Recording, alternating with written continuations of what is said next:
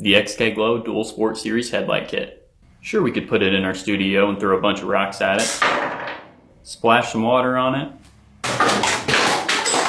or even catch it on fire. But here at XK Glow, durability is a standard, and we don't just sell lights, we use them.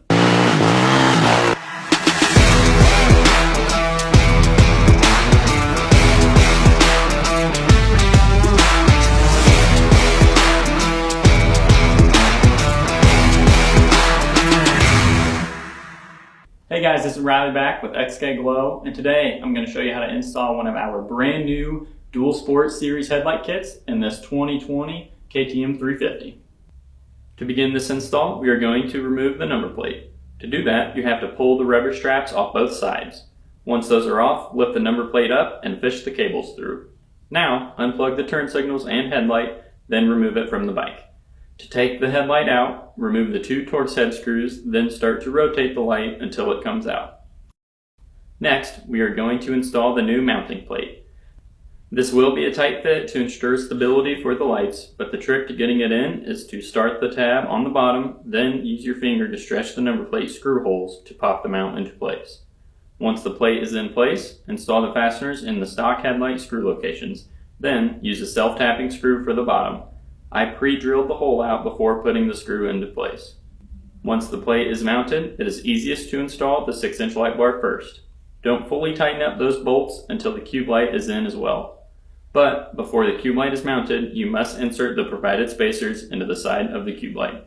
Once the spacers are in, install the cube light to the mount.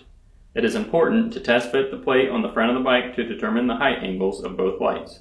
After the angles are adjusted, tighten the bolts for both lights. This is how I ran the wiring harness from the battery to the front of the bike. I tied up the harness with zip ties along the frame. The provided wiring harness will have a positive and negative wire that will go directly to the battery with a built-in relay. We will wait to wire it to the battery until all other lights are connected. The best way to get the number plate reinstalled is to fish the cables through and start plugging everything back in. First, I plugged in both turn signals to the factory locations, then reconnected the ignition. The connector on the new wiring harness will plug into the factory headlight connector.